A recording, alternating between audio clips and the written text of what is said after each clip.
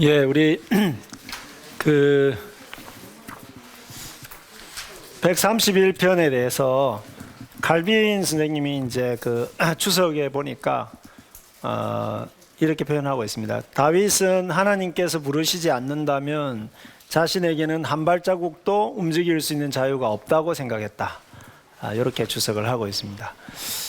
그런데요, 겸손한 사람은 이제 그러니까 하나님 앞에서 어떻게 살아갈까, 우리가 그렇게 한번 생각을 해보면 겸손한 사람은 자주 기도할 수밖에 없습니다.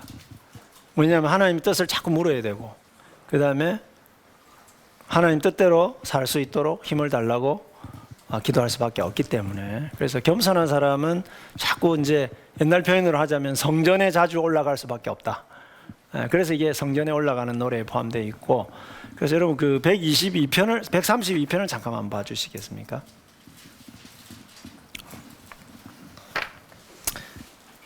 그 132편이 몇 절까지 있는지 일단 그것만 확인을 좀 해주시죠. 18절까지 있죠. 근데 여러분 성전에 올라가는 노래들이 평균 7점 몇 절입니다. 그래서 제가 성전에 올라가는 노래를 왜 좋아하느냐, 짧아서 좋아하거든요. 그러니까 성전에 올라가는 노래 15편 다 합해도 바로 앞에 있는 119편보다 짧아요. 그만큼 이제 이 성전에 노래 올라가는 노래 짧은데, 그런데 132편은 굉장히 길지 않습니까? 이게 다 의미가 있는 겁니다. 길다는 것은 그 전체 그룹에서 주제를 담고 있다 하는 그런 의미를 갖고 있습니다. 그래서 여러분 시편 1권에서 제일 긴 시편이 18편인데 그 시편 1권의 주제를 18편이 담고 있고, 시편 2권에서 제일 긴 시편이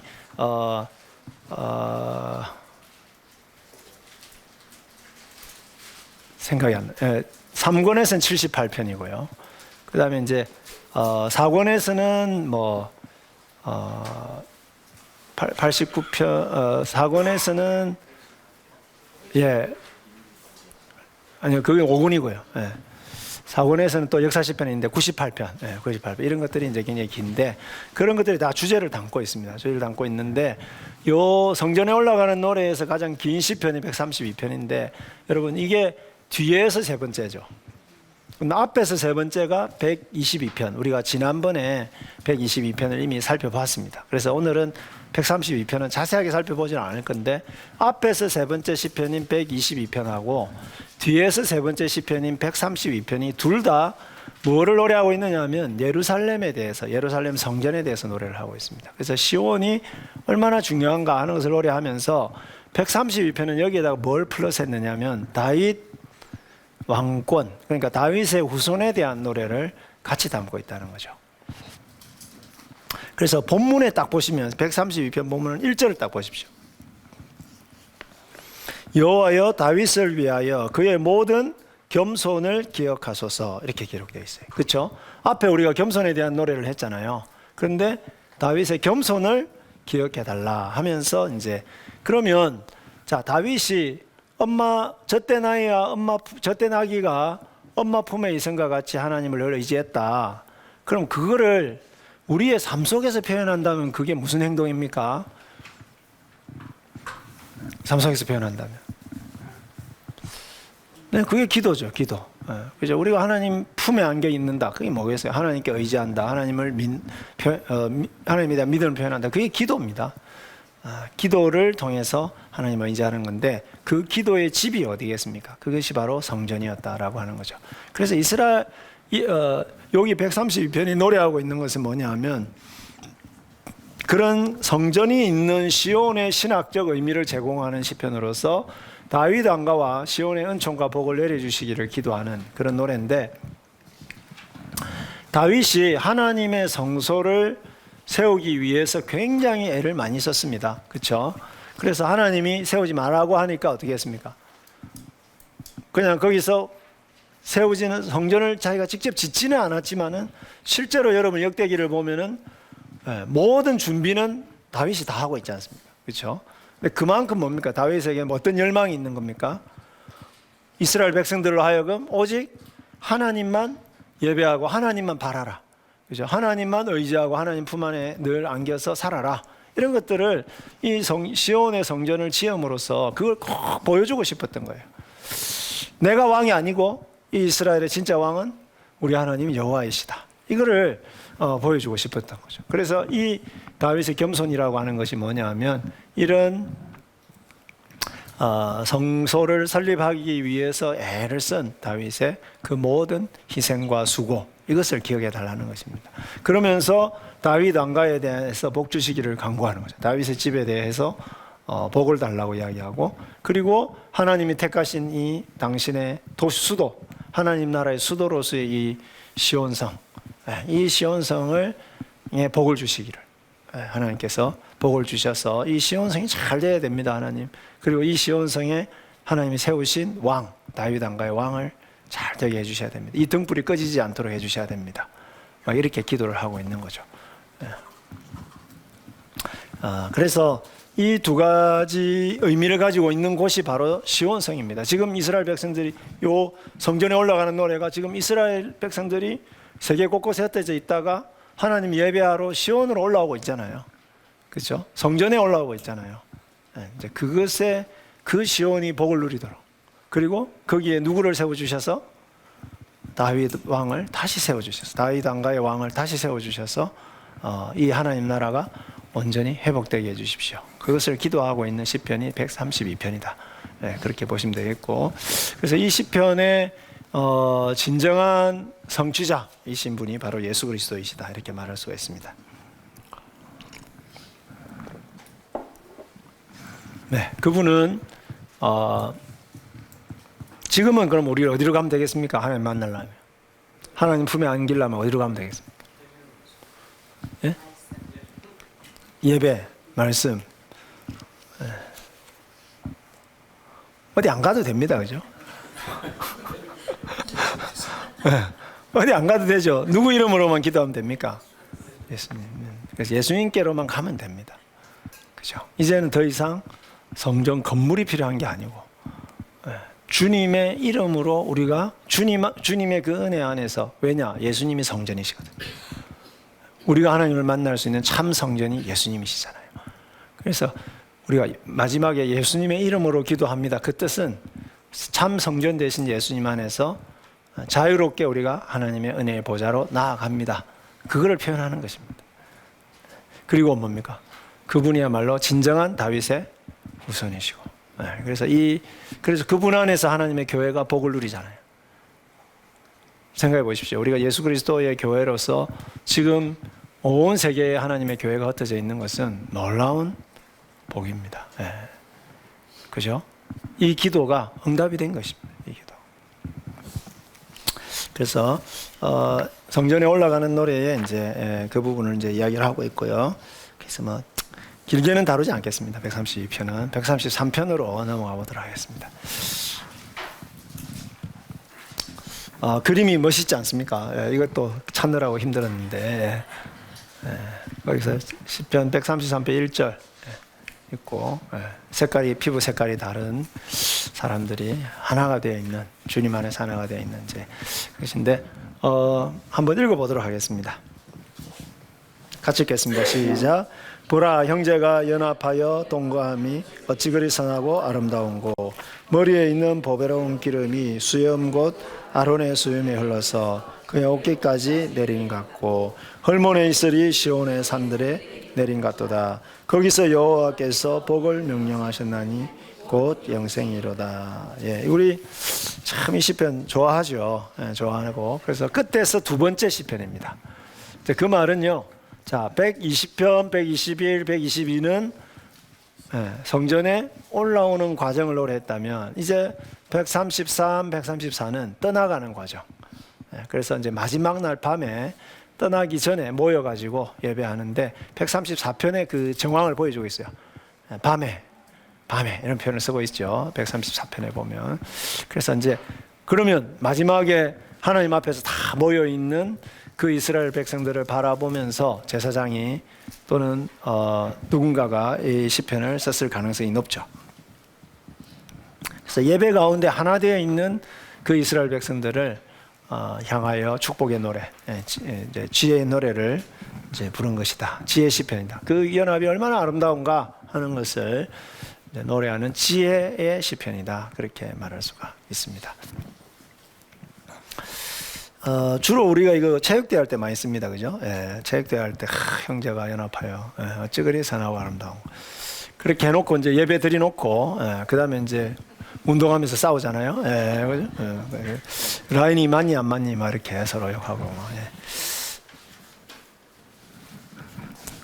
그래서 자 1절은 주제를 선언합니다. 형제가 연합하여 동거하는 것이 얼마나 선하고 아름다운가. 이렇게 형제 연합의 선합을 선포하고 2절 3절에서 이제 그 두 가지 비유, 이게 얼마나 아름다운가를 보여주는 두 가지 그림, 두 가지 비유를 딱 이야기하는데, 첫 번째는 그 제사장 아론이 기름 부음을 받는 장면. 두 번째는 뭘까요? 헐몬산의 이슬이 풍성하게 시온산에 내리는 것. 이 두 가지 비유를 이제 비유하고 있고, 마지막으로 그런 연합한 공동체에 대해서 축복을 선언하는 것으로 끝나고 있습니다. 그 축복을 영생이다, 그렇게 표현을 하고 있습니다. 자, 구조를 한번 보시죠. 자, 우리가 이제 그 20편에서 굉장히 많이 쓰이고 있는 그 방법이 뭐냐 하면 두 가지인데, 하나는 반복, 하나는 비유입니다. 그래서 반복은 뭐냐 하면은 얼마나 좋고도 행복한가, 아름다운가, 이게 좋다. 그 다음에 좋은 기름이, 그죠? 이게 반복이 되고, 뭐 다 좋은 겁니다. 이게 지금, 그죠? 기름처럼, 여기는 이슬처럼. 그래서 비유, 직유법이 두 개가 딱 쓰이고 있고요. 위에 네 번 쓰이고 있고, 흘러내리다 네 번, 세 번. 그래서 여러분 이 그림을 둘 다 보십시오. 하나는 머리 위에 기름이 아래로 쭉 흘러내리는 그림이죠. 또 하나의 그림은 뭘까? 하늘에서 이슬이 비같이 하늘에서 이렇게 하늘에서 쫙 흘러내리는 그 그림을 이야기를 하면서 하나님의 축복, 그죠? 하나님의 복이 하늘에서 임하는 그런 그림을 그림으로 보여주고 있다 하는 거죠. 그래서 연합하여 하나가 되어서 예배하는 그 공동체에 임하는 하나님의 그 복, 그 복의 아름다움, 그 풍성함을 이제 여기서 노래하고 있고, 여러분 우리가 정말 좋다, 정말 행복하다, 그것을 가장 잘 누릴 수 있는 곳이 어딜까요? 그 순간이 어딜까라고 우리가 생각해 보십시오.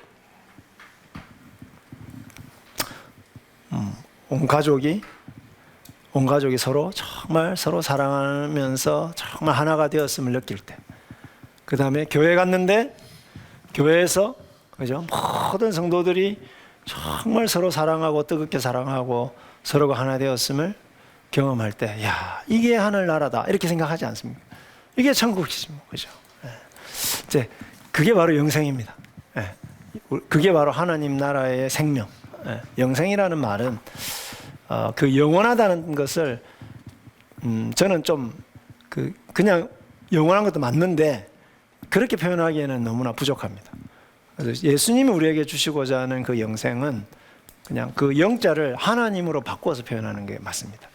그러니까 하나님의 생명, 그죠? 하나님의 생명.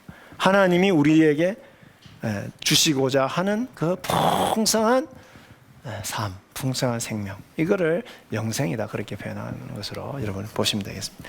그러니까 영생이라는 말이 구약에서 온 겁니다. 구약에서 그렇게 오게 된 것이다, 이렇게 보시면 되겠고요.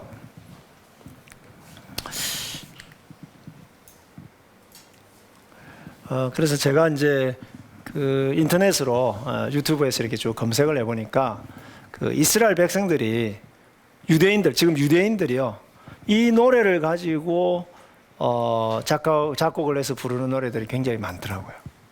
많고, 근데 이분들이 이 노래를 굉장히 비장하게 또 부르기도 합니다. 근데 유대인들은 이 노래를 왜 부를까요? 무엇을 생각하면서 이 노래를 부를까요? 소위 말해서 우리는 시오니즘이다, 이렇게 이야기합니다. 시오니즘, 그죠? 세계에 흩어져 있는 유대인들이 다 그 시온으로 돌아와서 거기서 하나가 되어서, 그죠? 온 세계 위에 이스라엘 중심에 온 세계 위에 이스라엘 중심의 그 국가가 형성이 되면서 이스라엘이 그죠? 그 하나님 나라가 되는 그 세상을 꿈꾸는 겁니다. 그런 날이 오겠습니까? 그 우리는 이 노래 부르면서 어떤 세상을 꿈꿀까요? 물론 우리 교회가 예배 드릴 때에 정말 그 예배 공동체 가운데서 하나가 되는 그것을 꿈꾸기도 하지만 그것을 넘어서 우리가 꿈꾸는 것은 요한계시록에 나오는 그죠? 그 모든 사람들이 그 어린 양의 혼인 잔치에 다 참여해가지고 그죠? 하나님을 함께 찬양하는 그리고 영원한 하나님 나라를 누리는 그 날을 우리는 꿈꾸겠죠. 그래서 그런 것을 이제 제가 이게 이제 히브리어 가사예요. 힌넷마 토브 마나임. 그죠? 그래서 보라. 쉐벳 아힘. 그죠? 형제들이 사는 것. 야하드 함께 사는 것. 그것은 얼마나 힘내, 얼마나 마 토브 좋고도 나임 아름다운가. 이거를 이제 히브리어 노래로 이 사람들이 부르더라고요. 근데 굉장히 비장하게 불러요. 제가 사실 들려드리고 싶은데 이게 제가 가져왔는데 그냥 나중에 쉬는 시간에 들려드리겠습니다. 그래서 이거는 1차적으로 형제가 진정으로 하나 되어 함께 산다는 것. 이 얼마나 좋고 이 얼마나 즐거운가. 제가 조금 시적으로 표현해 본 겁니다. 그래서 이것은 이제 보라. 그 다음에 얼마나. 이것은 뭘까요? 두 번이나 감탄사가 나오고 그 다음에 이 얼마나. 이게 이제 도 이런 뜻이거든요. 도 이런 의미거든요. 그래서 굉장히 강조하는 정말 그 감정이 들어가 있어요. 형제가 연합하여 동거하는 것이 얼마나 아름다운가. 여러분 이거는 이제 이런 장면을 한번 떠올려 보시면 되죠. 지금 야곱하고 에사하고 만나는 거잖아요. 그래서 여러분 집에서 제일 힘든 게 뭘까요? 부모로서 제일 힘든 거. 애들이 싸우는 게 제일 힘들어요. 어릴 때 한 중고등학교 때 이럴 때 싸우는 거는 그래도 봐줄만 한데요. 결혼해가지고 각자 남의 집 식구들이 들어오고 그랬는데 서로 부모 재산 많이 가지려고 서로 그냥 싸우고 엉엉거리고 이렇게 할 때 그 부모의 마음은 찢어지는 것 같을 겁니다. 아마도 이삭의 마음이 그러지 않았을까 그런 생각이 듭니다. 그럼 이제 이쪽에 군사들이 있으니까 얘가 이삭이고 얘가 하면 안 되죠. 나이가 지금 벌써 100살이 다 돼가는 분한테 이분이 에서고 여기가 이제 야곱인데요. 여러분 야곱은 태어날 때 그 형의 발꿈치를 잡고 태어났잖아요. 그래서 야곱이라는 이름이 발꿈치라는 의미를 갖고 있어요. 근데 그게 상징하는 바가 뭐겠습니까? 왜 에서의 발꿈치를 잡고 태어났을까요? 뭘 상징할까요? 자기가 먼저 태어나고 싶다 그 뜻이죠. 그런데 여러분 장자가 되는 게 왜 그렇게 야곱은 장자가 되는 거에 집착을 했을까요? 단지 재산 절반, 재산 배로 받으니까 단지 그거 생각했을까요? 여러분 그 시대 상황을 잘 생각해 보시면 이건 이제 단순히 하나의 가정이 아니고 여기는 부족입니다. 자, 아브라함이 군사 300 몇십 명 데리고 롯 구하러 갔잖아요. 그러면 아브라함의 가정에 최소한 몇 명의 사람들이 같이 사는 겁니까? 그렇죠. 한 1000명은 되겠죠. 그죠? 부인들하고 그 종들의 부인들하고 이렇게 생각하면 가축들하고 이렇게 생각하면은 어마어마한 이게 그냥 이 가정이 그러니까 이삭하고 리브가하고 에사하고 야곱하고 이 4명만 사는 가정 아닙니다. 그죠? 아브라함 때 그랬으면 이삭은 더 복을 받았으니까 더 이제 인구가 많이 늘어나가지고, 그럼 요즘으로 이야기하자면 한 1,000명 교회 담임 목사다 이렇게 생각하면 되는 거예요. 아, 죄송합니다. 이런 표현을 써가지고. 1,000명의 그러면은요, 여기서 장자가 된다는 것은 뭘 말할까요? 네, 권력, 명예, 부, 이 모든 것들을 다 상징하는 겁니다. 야곱은 그거를 자기가 쥐고 싶었던 거죠. 그래서 에서를 자꾸 꼬셔가지고 장기약금 팔아라 이렇게 자꾸 꼬신 이유가, 그 다음에 아버지 엄마하고 작전 짜가지고 아버지 속여가지고 거짓말해가지고 사기쳐가지고 축복기도 받잖아요. 이럴 정도로 거기에 집착하는 거죠. 그럼 요즘 부모 그 자식들이 왜 싸웁니까? 똑같습니다. 똑같습니다. 그죠? 다 재산 이런 것 때문에 싸우는 겁니다. 그래가지고 축복기도 받았는데 그 다음날로 도망가는 신세가 된 겁니다. 축복기도 받았으면 복을 받아야 되는데 오히려 그때부터 고난이 시작된 거죠. 그래서 가정에서 도망가가지고, 그런데 가가지고 그 다음부터 또 외삼촌 집에 가면은 좀 평안할 줄 알았더니 그죠? 뛰는 놈이 무슨 놈이 있어요? 나는 놈이 있는 거죠. 야곱은 뛰는 놈이면 사기에 나는 놈이라면, 뛰는 놈이라면 라반은 그죠? 완전 나는 놈이에요. 그래가지고 임금 하나도 안 받고요, 하나도 안 주고 딸 2명 팔아먹고 20년을 14년을 일을 시켜. 일을 임금 하나도 안 줬어요. 근데 야곱 때문에 엄청 복을 받았잖아요, 라반이. 근데 하나님 또 공의로우신 분이잖아요. 그래서 야곱 임금을 다 챙겨줘, 하나님이. 그죠? 희한한 방법으로 챙겨주잖아요. 얼룩달룩한 염소나 양이 태어날 수 없는 환경인데 기적적으로 얼룩달룩한 양들만 많이 생겨. 그게 뭘 말할까요? 사기치는 라반을 하나님이 징계하시고, 그죠? 그 임금 착취당한 이 야곱을 챙겨주는 거죠. 근데 그래가지고 자녀들도 뭐 12명, 아들 11명하고 딸 1명하고 12명이잖아요. 그래서 나가다가 또 도망가다가 또 1명 낳았잖아요. 그죠? 베냐민 낳았고. 그런데 20년 후에 돌아오는데 말이죠. 누가 생각나겠어요? 늘 20년 동안 내 마음에 걸려있는 사람 누구겠어요? 자기가 사기친 사람. 그 에스가 자기를 죽이려고 했던 거, 이게 늘 마음에 걸리는, 고향에 가야 되는데 그 사람이 마음에 걸리잖아요. 그러니까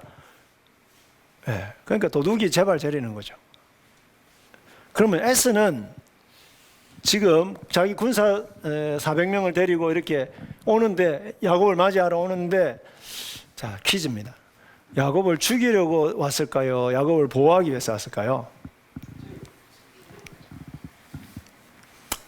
성경에 안 나옵니다. 안 나오는데 우리는 자꾸 죽이려고 한다고 나오잖아요. 그런데 여러분, 야곱하고 딱 만났을 때 에스가 이렇게 물어봐요. 야, 이거 다 선물, 이거 뭐냐? 이렇게 물어봅니다. 그 형님한테 제가 드리려고, 형님.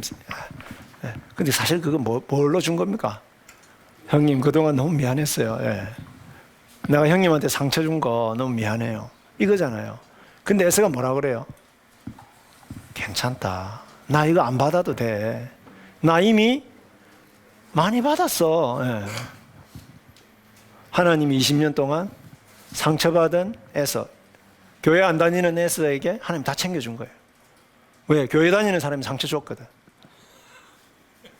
그렇잖아요. 교회 다니는 야곱하고 리브가하고 완전히 교회 안 다니는 에서한테 완전 사기쳐가지고 얼마나 상처를 받았겠어요. 여러분, 400명의 군인을 데려온다? 에서 어떤 사람이에요? 어마어마한 부자예요. 놀랍지 않습니까? 복은 누가 받았어요? 축복은? 축복 기도는 누가 받았어요? 야곱이 받았는데 복은 누가 받았어요?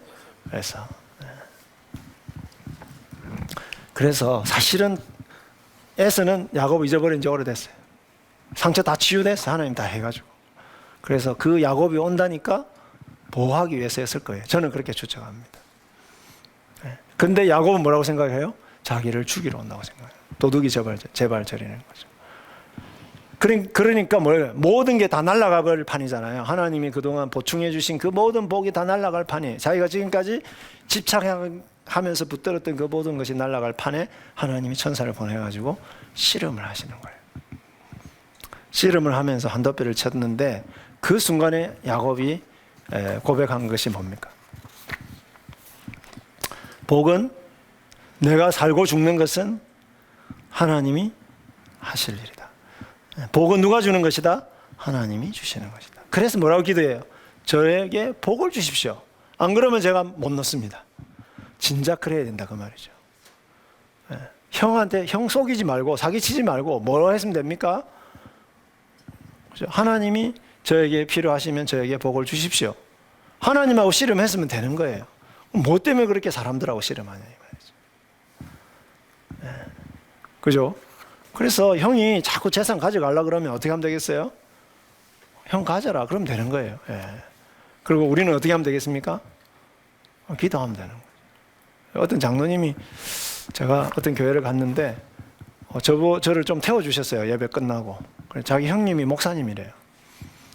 근데 형이 유산 다 가져갔대. 자기는 양보했다 그래요. 형님이 하도 아버지 유산 다 가져가려고 그래가지고 자기가 다 양보했대. 그 말을 왜 저한테 하시는지 모르겠어요. 저도 목사인데. 저도 목사인데. 여러분 포기하기 쉽지 않죠, 그죠? 그러니까 하나됨이 안 이루어지는 거예요. 그게 하나됨이 이루어질 수 있겠어요? 그런 상황인데 서로가 그걸 바라보고 있는데 그거를 딱 경험하고 나서 뭡니까? 선물 보내고 야곱이 저 멀리서 에서가 오는데 7번이나 얼굴이 땅에 닿을 정도로 절을 합니다.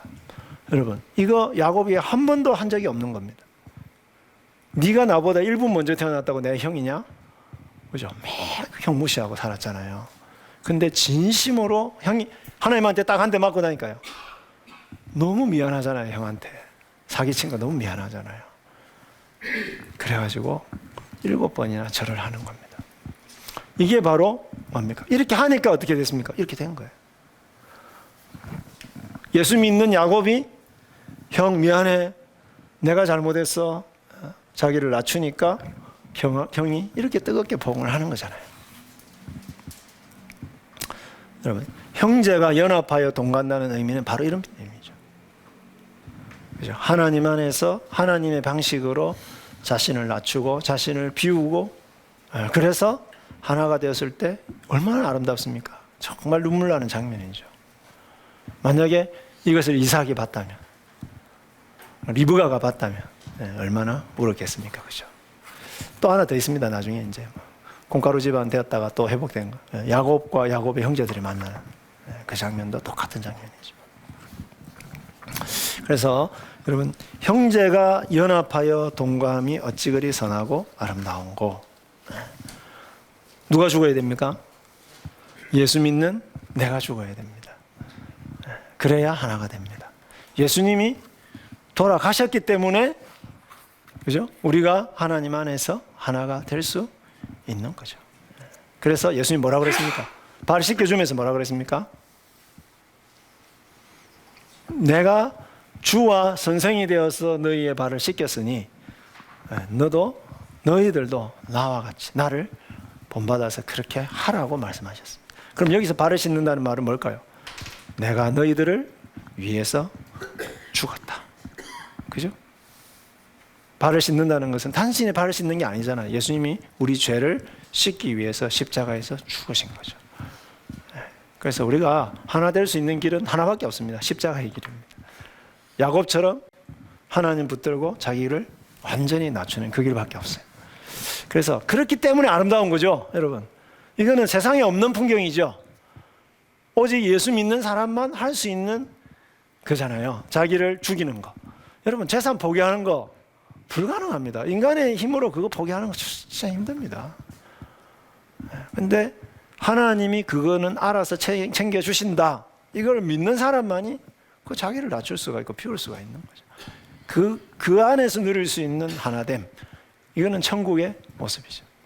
그렇죠? 성령을 받은 사람만이 할 수 있는 일이기 때문에 그래서 이 세상에서 가장 아름다운 그림이 장면이 되는 것이다. 이렇게 말할 수가 있죠.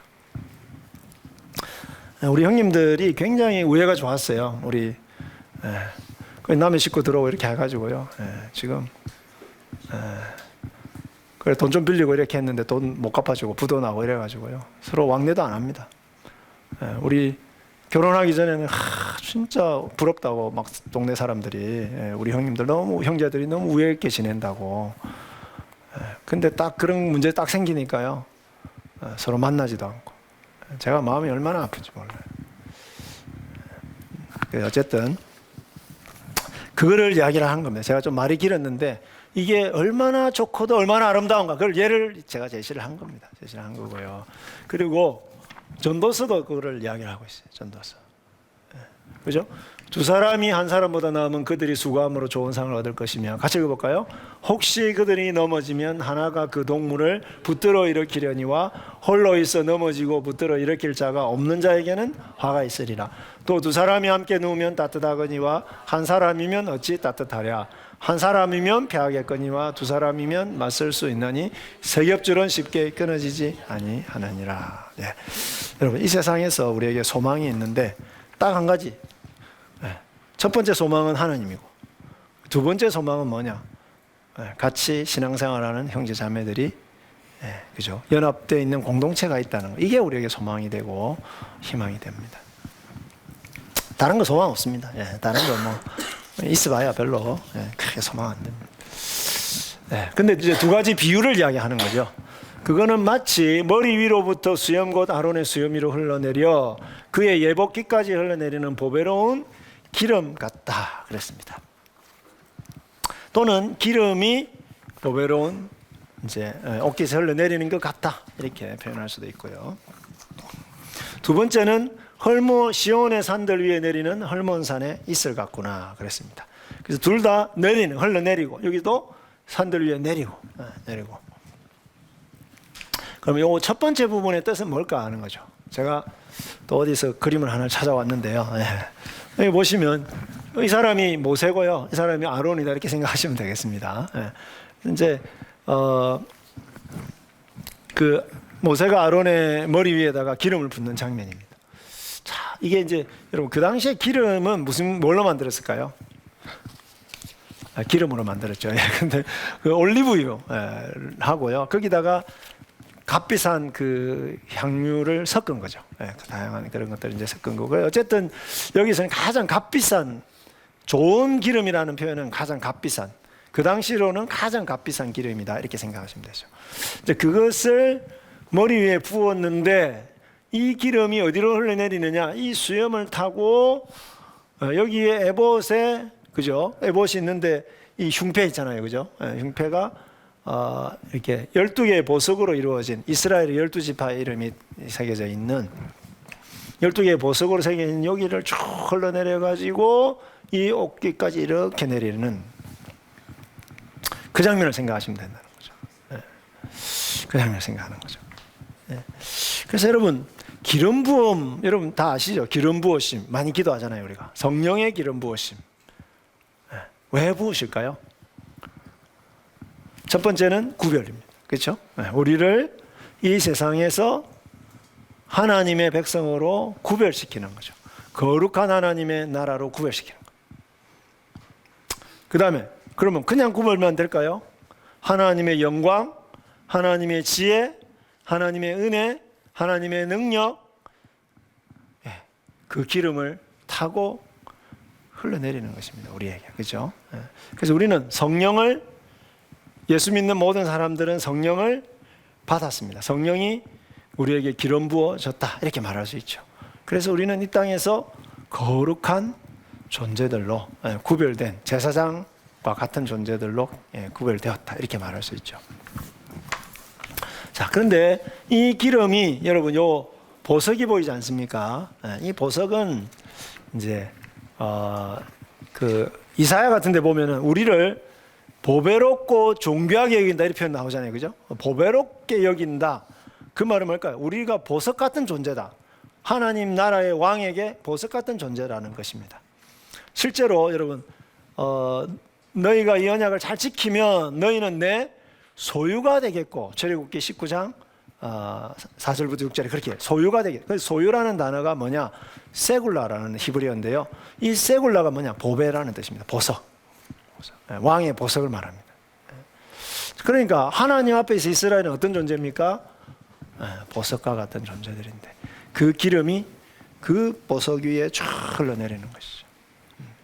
그러니까 제사장에게 기름 부음이 흘러내리는 것은 단지 제사장뿐만 아니라 그 제사장이 대표하는 이스라엘을 이 땅에서 다 구별시키는, 존귀하고 거룩하게 만들어주는 이제 그런 기름을 이제 의미한다, 이렇게 보시면 되겠습니다.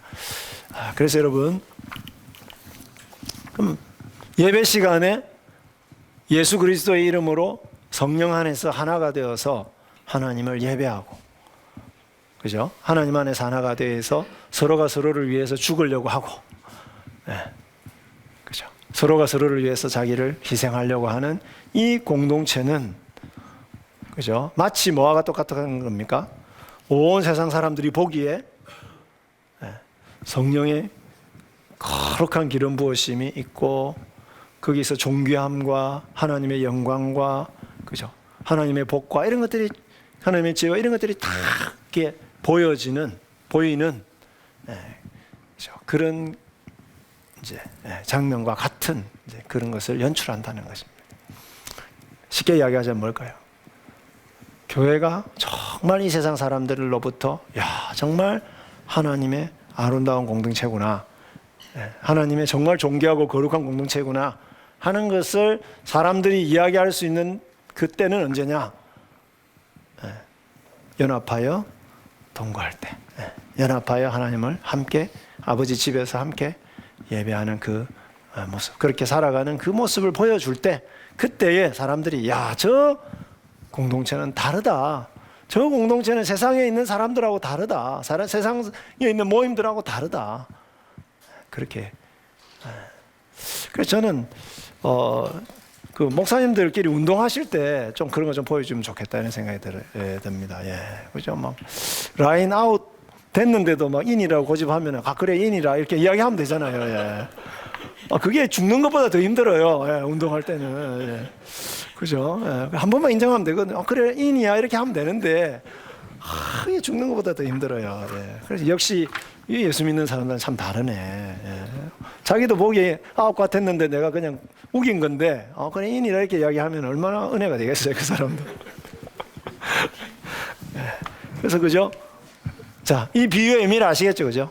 하나가 된 그 공동체가 정말 존귀하고 거룩하게 구별된 이 마치 제사장 나라, 그런 그 존귀함이 흘러넘치는 것과 같다 하는 겁니다.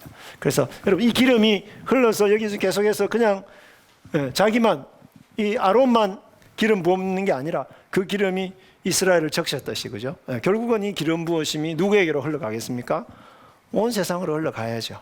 올라가야죠. 그래서 공동체가 하나가 될 때 그 거룩하심이 밖으로 흘러나갈 수 있는 겁니다. 그래서 우리가 성령이 하나 되게 하신 것을 그래서 지켜야 돼. 자, 그 다음에 헐몬산에 있으리 시온에 흘러내린 것 같다 그랬습니다. 여러분, 이게 산 보이시죠? 여기 지금 만년설이 덮여 있는 여기가 헐몬산이에요. 멀리서 찍은 거예요, 헐몬산. 해발 몇 미터냐면요, 2,770m.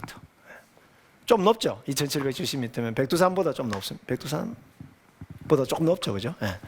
하여튼 그 정도 높이인데, 비행기를 타고 이렇게 그 이스라엘이나 터키 쪽으로 이렇게 쭉 가다가 보면은 그 아래를 탁 내다보면 맑은 날씨에는 그 만년설이 이렇게 쫙 덮여 있는 산들이 굉장히 이렇게 우뚝우뚝 솟아 있는 것을 보게 됩니다. 근데 그 중에 이제 제일 막내 같은 산이 헐몬산이고, 이스라엘의 입장에서 보면은 그쪽 주변에서는 제일 높은 산이죠. 자, 그런데 이게 이제 봄이 되면은요, 만년설이 덮여 있으니까 습도가 높을까요, 안 높을까요? 습도가 높죠. 그러니까 이슬이 내리는데 마치 비가 내리는 것처럼 내린다는 거예요. 그래가지고 그 제가 주석을 보니까 1324mm 1년에 이슬로 내리는 게 1324mm. 거의 우리나라 강수량하고 맞먹잖아요, 그죠? 1년 강수량하고. 근데 그만큼 이제 그 많은 이슬들이 내려가지고 여기 보시면 생명체들이 살아나고 있잖아요. 그죠? 풍성함을 이야기해요. 풍성함. 그 당시에 헐몬산 이슬 하면 뭘까요? 사람들이 그 말만 들어도 마음이 풍요로워지는 느낌, 생명력이 막 넘치는 느낌, 그걸 이용을 한 거죠. 그런데요, 그 이슬이 어디에 내려요? 시온에 낸단 말이에요. 헐몬산하고 시온산하고 거리가 300 몇 킬로예요. 300 몇십 킬로. 그 헐몬산에 있는 이슬이 시온산에 내리는 것은 물리적으로 불가능하죠. 그러니까 이건 비유적인 표현입니다. 그러니까 헐몬산의 이슬, 그 말은 뭘까요? 그냥 다른 말로 표현하면 풍성한 이슬이, 생명력 넘치는 풍성한 이슬이 예배하고 있는 그 시온의 공동체 위에 쫙 내리는 것과 같다, 그 말입니다. 네. 그래서 여러분, 이슬 내려가지고 뭐 하겠습니까? 네.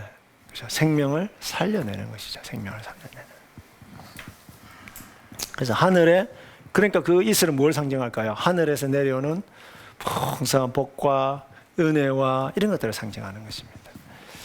네. 그래서 그런, 여러분, 교회가 하나가 될 때 누구를 살려낼 수 있습니까? 세상을 살려낼 수 있다는 거죠. 공동체가 하나가 될 때 하나님이 풍성한 은혜를 주실 뿐만 아니라 그 공동체가 하나가 되었을 때 비로소 세상에 축복의 통로가 되어서 그 세상을 살려낼 수 있다는 겁니다. 이제 그것을 상징적으로 보여주는 거죠. 그래서 참 아름답습니다. 그죠? 아름답고 우리는 이걸 꿈꿔야 됩니다. 이 그림을 꿈꾸셔야 돼요. 교회가 얼마나 존귀한가, 얼마나 풍성한 공동체인가. 그런데 그것이 언제 가능한가? 성령 안에서 우리가 하나가 될 때. 그래서 여러분, 서신서들을 보세요. 그죠? 교회에 보내는 편지들에 보십시오. 곳곳에서 하나됨을 강조하는 표현들이 나오고, 예수님이 돌아가시기 직전에 제자들과 미래의 교회를 위해서 축복하며 기도했을 때 그 기도 제목의 가장 중요한 게 뭡니까? 그죠?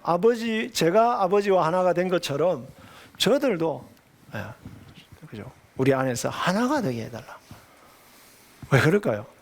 그 하나가 안 되면 하나님 나라가 확장이 될 수가 없는 거예요. 그게 하나가 안 되면 복음이 드러날 수가 없는 거예요. 존귀하고 거룩함이 드러날 수 없고, 그 풍성한 복음의 은혜가 흘러나갈 수가 없기 때문에, 그래서 예수님이 그렇게 기도하신 거고, 그래서 바울이 그렇게 하나 되라고 이야기를 한 거죠. 그것을 추구하는 공동체라는 것입니다. 그렇죠. 연약함이 있죠. 이스라엘도 마찬가지죠. 지금 이 노래를 부르고 있는 이스라엘이 예배 시간에 이상적으로는 우리가 그 예배 시간에 함께 예배를 드리는 그 공동체가 정말 이상적으로 말하면 뭘까요? 아버지 안에서, 아버지 집에서, 그죠? 자녀들이 함께 모여가지고 예배를 드리는 그 광경이 그 이상의 모습을 보여주긴 하지만, 그렇다고 해서 거기 앉아있는 모든 사람들이 다 자기를 내려놓고 희생하고 자기를 죽였다 이렇게 말할 수는 없죠. 그렇지만 이제 뭡니까? 이 노래를 부르는 이유는 뭘까요? 이것이 우리의 비전이고 소망이고, 그죠? 소망이다. 이걸 이제 노래하는 것이라고 보시면 되겠습니다. 그래서 우리는 이 노래를 자꾸 불러야 됩니다. 그죠? 부르면서 뭡니까? 우리의 비전이 이것임을 계속해서 이제 우리가 인식할 필요가 있다 하는 것이죠. 생각하시면 되겠습니다. 그래서 여러분, 근데 방금 이제 그 질문하신 제가 의도를 어느 정도는 파악할 수 있는데요. 그런데 안 되지 않느냐, 우리는. 소망이 있습니다. 반대입니까? 우리 될 수 있습니다. 왜냐? 야곱의 집안도 콩가루 집안이었거든요. 그렇죠? 여러분, 야곱의 12아들 생각해 보십시오. 콩가루 집안 아닙니까? 그죠? 그렇죠. 이미 예수 그리스도 안에서 우리는 하나가 되었죠. 하나가 되었습니다. 아버지의 자녀가 되었습니다. 그러나 이게 마찬가지죠. 야곱의 안에서 야곱의 아들들이, 그죠? 하나님의 가족이 된 거잖아요. 그러나 그럼에도 불구하고 이들이 제자 훈련을 제대로 못 받아가지고, 그죠? 아버지가 한 아이를 편애하니까 그걸 못 견뎌가지고 아버지를 죽이고 싶은데 그걸 못하니까, 그죠? 나이키 신은, 자기만 나이키 신고 있는 그 누굽니까? 요셉을 팔아버린 거죠. 팔아버린 거예요. 우리 교회도 이런 일이 일어나죠, 그죠? 그런데 이런 것만 보면 우리가 절망을 느끼게 되는데, 그런데 여러분, 하나님이 이 유다를 야곱을 요셉을 팔아버린 유다를 만지시고 20년 동안, 그리고 요셉과 동행하셔가지고 한 20몇 년 후에, 그죠?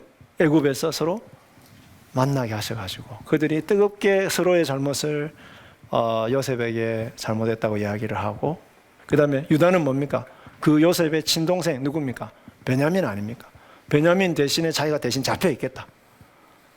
그렇게 하면서 자기를 희생하고, 그렇게 하면서 뜨겁게 하나가 되는데, 여러분, 그래서 우리는 이들보다 훨씬 더 좋은 환경에 있죠. 왜냐하면 성령께서 우리와 함께 하시기 때문에.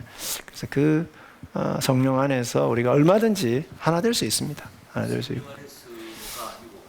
네. 유무지만 네. 그때도 하나 되기 위해서는 국가적인 전환이 있었습니까? 기근이라고 하나요? 그것 때문에 사실은 하나가 됐다. 그건 하나의 그냥 도구였고, 네, 도구였고요. 우리 한국 교회처럼 지금 환경에는 절대 하나가 안 되고, 네. 전쟁이나 예. 예전에 큰 어려움이 있어야만 그분의 마음이 순경이 되고 하나가 되지. 예. 지금처럼 가지고 하나가 안 될 것 같아요. 예. 뭐 그것도 일리가 있는 말씀입니다. 네. 예. 그러니까 이제 잘 살아도 마음은 가난해야 되는데, 잘 사니까 마음도 안 가난해져 가지고, 그래서 우리가 참 낮추기가 힘든 시대죠. 힘든 시대인데, 어쨌든 뭐 그럼에도 불구하고 뭐 그런 게 오는 게 안 좋은 거니까 우리는, 그죠? 일단은 지금 상황에서 우리가 어떻게 하든지 하나가 되는 거, 그것이 참 중요하죠. 중요하고. 그래서 어쨌든 이 노래를 계속 불러야 됩니다. 이 노래를 부르면서요, 결국은 뭡니까? 예수님의 말씀을 생각해야죠. 내가 발을 씻어야 됩니다. 씻겨야 됩니다. 형제의 발을 내가 씻겨야지 누가 씻겨줍니까? 내가 씻겨야지. 그죠? 그게 그래서 형제가 연합하여 동거한다. 이 표현은 그냥 할 수 있는 표현은 아니고요. 하나님의 그 무한한 희생과 도래. 그래서 그게 거기서 하나님 뭘 명하셨어요?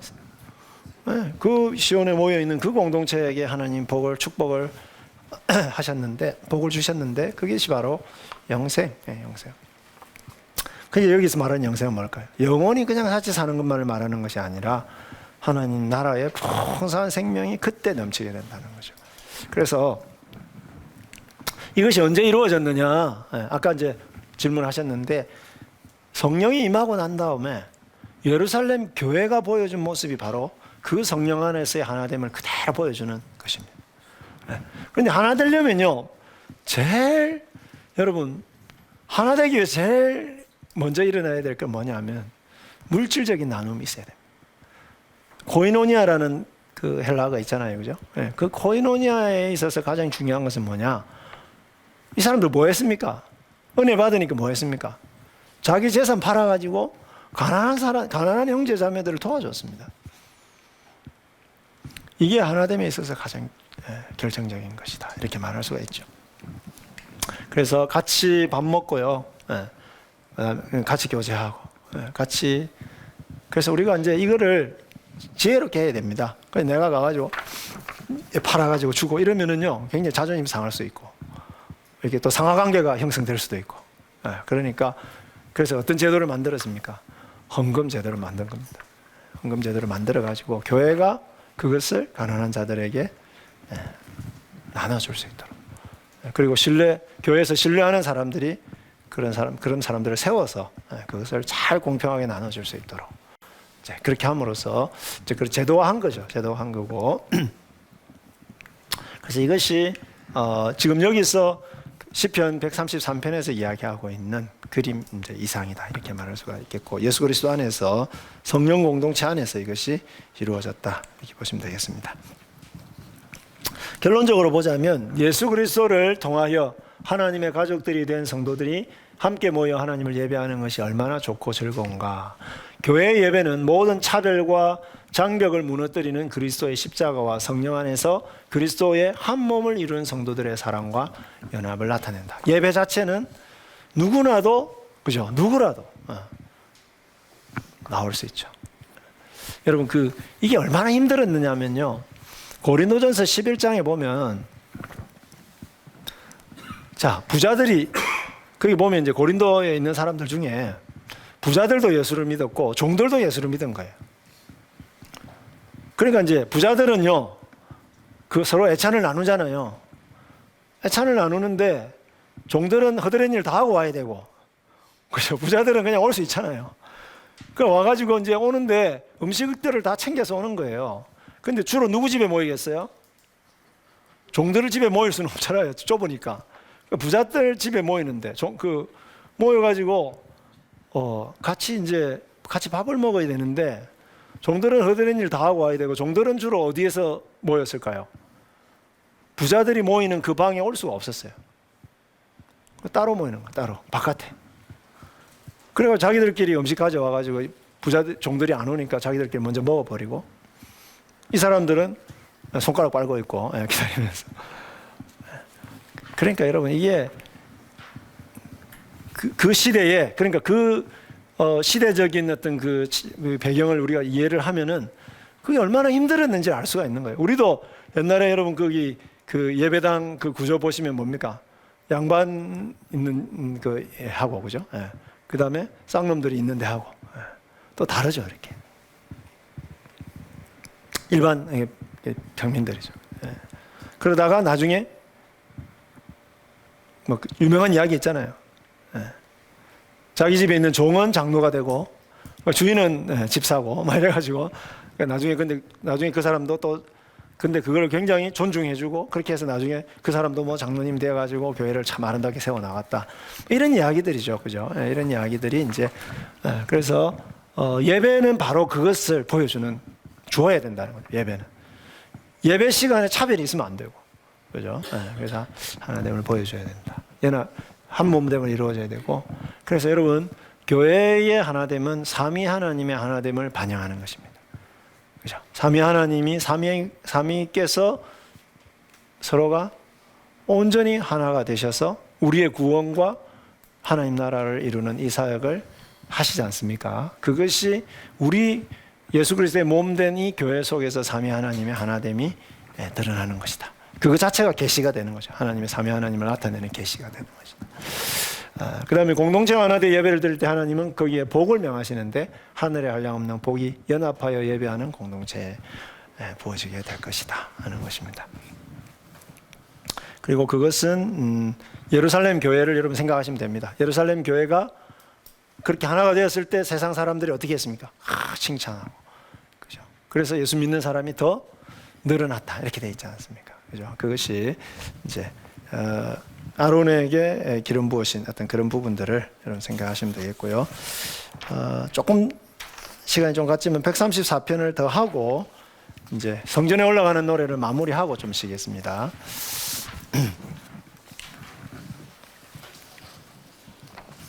자, 134편은 거기 서론을 보시면 23쪽에 성전에 올라가는 노래집의 15번째 즉 마지막 시편으로서 여호와 하나님을 송축하는 찬양과 이스라엘에 대한 축복으로 전체 그룹을 마무리하고 있다는 겁니다.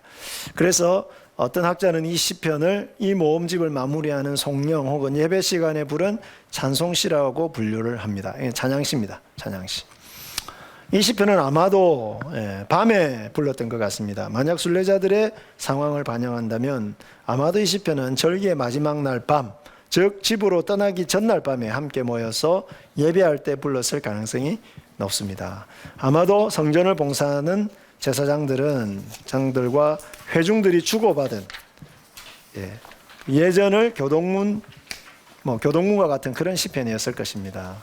그리고 3절의 제사장의 축복으로 예배가 마무리되었을 것입니다. 이렇게 본다면 134편은 이 그룹의 마무리 시편으로 매우 적합하다 이렇게 말할 수 있습니다.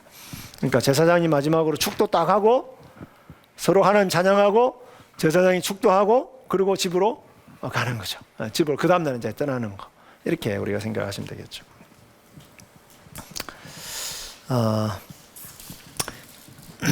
그래서 찬송시다, 송령이다 이렇게 말했어요. 지금까지 우리가 쭉 봤는데 찬송시 하나도 없었습니다. 그래서 이제 찬송시를 제가 이제 마지막으로 보여드리는 건데요. 여러분 우리가 이 찬양을 잘 압니다. 복음성으로 많이 불렀어요. 찬송하라 여호와의 종들아 하는 이 찬송인데 우리 같이 한번 읽어보겠습니다. 134편. 같이 읽겠습니다. 시작. 보라, 밤에 여호와의 성전에 서 있는 여호와의 모든 종들아, 여호와를 송축하라. 성소를 향하여 너희 손을 들고 여호와를 송축하라.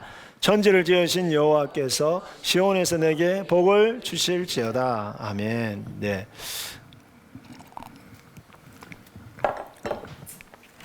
예, 그래서 여기 밤에 이렇게 돼 있죠. 밤에. 예, 그래서 여러분,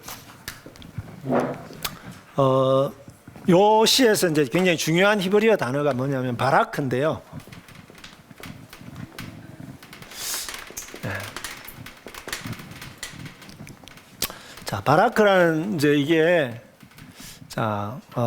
인간이 인간에게 할 때는 뭐냐? 축복하다 이렇게 됩니다. 그 다음에 두 번째로 하나님이 인간에게 그럼 이거 복을 주시다 이렇게 번역할 수 있어요. 보통 우리가 이제 기도할 때 하나님 축복해 주시옵소서 이렇게 번역하잖아요. 근데 이제 그거는 사실은 틀린 말입니다. 빌축자죠. 복자고. 그러면 복을 빌다가 축복하다는 거예요. 근데 하나님이 누구에게 복을 빌까요? 그죠? 하나님은 복을 주시는 분이죠. 그래서 우리가 이건 둘 다 영어로는 bless가 돼요. God bless you, 그죠? 근데 번역은 달라요. 내가 I bless you 하면 뭘까요? 내가 너를 축복한다 이렇게 되지만 God bless you 하면 뭘까요? 하나님이 너에게 복을 주시기를 이렇게 번역해야 돼요. 하나님이 너를 축복하시기를 이렇게 번역하면 안 되는 거예요. 원래는 국어법상으로 하면. 그 다음에 세 번째는 뭘까요? 자, 인간이 하나님을 바라크한다. 인간이 하나님을 바라크할 때는 이거는 찬양하다, 송축하다 이렇게 번역됩니다. 시편에서는 주로 송축하다 또는 찬송하다 이렇게 번역이 되어 있습니다. 여러분, 우리가 하나님께 복을 들릴 수 있는 게 뭐가밖에 없겠어요? 그분이 하신 일을 우리가 높여드리는 그거밖에는 우리가 할 게 없습니다. 그래서 이거를 우리는 이제 바라크가 이 의미인데 세 가지 의미가 다 나옵니다. 여기. 자, 보시면 1절에는 여호와의 종들아 여호와를 송축하라 나왔어요. 바라크입니다. 그 다음에 2절에도 여호와를 송축하라 나옵니다. 그리고 여호와께서 내게 시온에서 복을 주시기를 바라옵니다. 그러니까 요건 없고 요건 아니고 요 두 가지가 교차적으로 나오는 것입니다. 단어는 똑같은데 그죠? 의미는 반대죠. 우리가 하나님을 향하여 바라크하면은 하나님을 찬양하는 것이고 송축하는 것이고, 여호와께서 우리에게 바라크하신다는 것은 그분이 우리에게 복을 주신다는 것을 의미하는 것이죠. 자, 그러면 여기서 말하는 여호와의 종들은 누굴까요? 제사장들이나 레위인들을 말합니다. 여호와의 종들은 밤에 여호와께 예배를 수종드는 종들 누굴까요? 레위인들이나 제사장들이죠. 그다음에 그럼 여호와께서 내게 했을 때 이 너는 누굴까요? 지금 예배하기 위해서 모여 있는 회중들을 가리킨다 이렇게 보시면 되겠죠. 그러면 자, 이렇게 볼 수 있습니다. 이스라엘은 여호와의 종들을 향하여 하나님을 송축하자 이렇게 얘기합니다. 그랬더니 제사장은 하나님을 대표해서 뭐라고 이야기합니까? 하나님이 여러분에게 복을 주시기를. 이게 예배입니다. 예배 시간 뭐 하는 시간이냐? 우리는 하나님을 송축하고 하나님은 우리에게 복을 주시는 시간. 여기서 복이라는 말을 너무 세속적으로 생각하지 마시고 하나님이 우리에게 은혜를 베풀어 주시는 시간. 그리고 그 은혜에 대해서 우리는 하나님께 감사하고 그분을 높여드리고 그분을 찬송하는 시간. 그 시간이 이제 예배의 시간이다. 그렇게 말할 수 있겠습니다. 그래서 여호와를 송축하라. 밤에 여호와의 집에 서 있는 여호와의 모든 종들아. 여호와의 집입니다. 성전에서 여호와를 향하여 너희 손을 들고 있잖아요. 여호와를 송축하라. 그래서 여호와께 손을 드는 행위는 예배하는 행위일 수도 있고 기도하는 행위일 수도 있고 여기처럼 찬양을 드리는 행위일 수도 있습니다.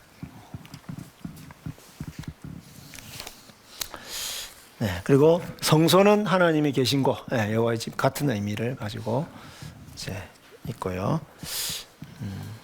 그래서 여러분 여기 서 있다 이 단어는 뭐냐면 여호와의 집에 서 있는 이 단어는 섬기다 이런 의미를 갖고 있어요. 여호와를 섬기는 또는 여호와께 예배하는 그런 의미를 수종드는 그런 의미를 서 있다 이렇게 표현하고 있습니다. 그 다음에 자 그들을 향하여 마지막으로 제사장이 축도를 하고 있습니다. 천지를 지으신 여호와께서 시온에서 내게 복을 주시기를. 그래서 지금 이제 순례를 떠나는 자들은 이제 다시 집으로 돌아가야 되는데 그들을 향하여 하나님의 복을 선언하고 있습니다. 예배 시간에 왜 맨 마지막에 복을 선언한지 아시겠죠? 세상에서 살아가야 되는데요. 하나님이 동행하셔야 되고 하나님 복을 주셔야지 우리가 이 세상에서 제대로 살 수 있기 때문에 하나님의 소명을 감당할 수 있기 때문이죠. 그래서 절기를 지키러 온 순례자들에게 누구의 이름으로? 천지를 지으신 여호와. 어디서 나왔습니까? 시편 121편, 시편 124편.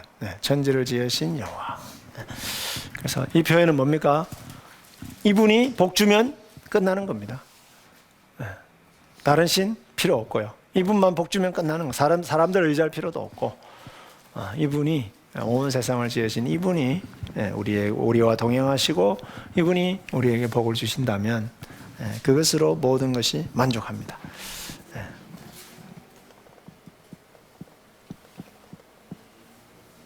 그래서 여러분 이 그림을 보시자면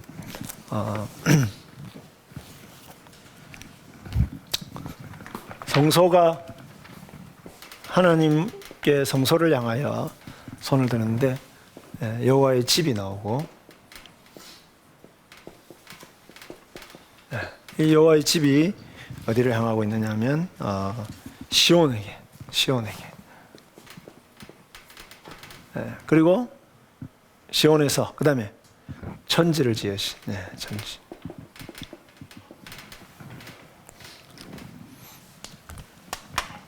하나님의 복이 어디서 비롯되어서 어디로 향하고 있는가? 그죠? 그래서 하나님이 우리를 통해서 천지에게 복을 주십니다. 우리를 통해서 하나님의 성소에서 복을 받은 우리를 통해서 우리가 천지로 나가서 그죠? 그 천지를 향하여 이제 축복의 통로가 되는 그림이죠. 그래서 이런 그림을 이제 이 본문에서 보여주고 있다. 그렇게 보시면 좋겠습니다. 그래서 예배 시간은 이제 다시 정리를 하자면 하나님께서 우리에게 베풀어 주신 모든 사랑과 구원과 은혜, 요 120편에서 134편에 합당한 찬송과 감사를 드리는 것이 하나님과 성도들의 교제의 첫 번째 요소입니다. 그분의 은혜와 사랑을 찬양하는 것, 높여드리는 것, 이것이 예배의 첫 번째 요소입니다. 두 번째는 하나님의 구원과 복과 사랑을 찬양하는 성도들에 대한 축복으로 마무리되고 있습니다. 하나님의 은총에 대한 인간의 반응이 찬양이라면 찬양으로 하나님께 나오는 성도들에 대한 하나님의 반응은 복주심이다. 이렇게 말할 수가 있는 거죠. 그래서 예배 시간에 우리는 이 은혜를 받아야 됩니다. 이 은혜를 안 받으면 어떻게 우리가 세상에서 살 수가 있겠습니까? 그렇죠? 그래서 예배 시간에 우리가 이 은혜를 받고 또 그 은혜 주시는 하나님을 높여드리고 이것이 이제 예배 시간이다. 그렇게 결론적으로 말할 수 있겠고, 그래서 여러분 그 시편 120편부터 우리가 모든 시편은 아니지만 134편까지 쭉 이렇게 왔는데 전체적으로 성전에 올라가는 순례자들이 왜 성전에 나와야 되고 거기서 하나님이 무엇을 우리에게 주시고 거기에 있는 공동체가 어떤 공동체여야 되고 그 다음에 거기서 어떻게 복을 받고 우리가 또 세상으로 돌아가는 것인지. 그래서 이 성전에 올라가야 되는 이유가 성전에 올라가는 것이 얼마나 중요한지를 이 모든 시편들이 다 보여주고 있다. 이제 그렇게 보시면 좋을 것 같습니다. 그래서 저는 목사님들께서 만약에 시편 설교를 하신다, 시리즈로 설교를 하신다 그러면은 성전에 올라가는 노래 요거를 한 15편인데 다 하셔도 좋고 그 중에 이렇게 주제별로 쭉 하시면 참 좋겠다는 생각이 듭니다. 왜냐하면 이게 반복이 안 되기, 주제가 반복이 안 되기 때문에 이제 그렇게 한번 해보시는 것도 좋겠다 하는 생각이 듭니다. 이 정도 하고요. 지금 55분이 한 10분만 쉬도록 그렇게 하겠습니다.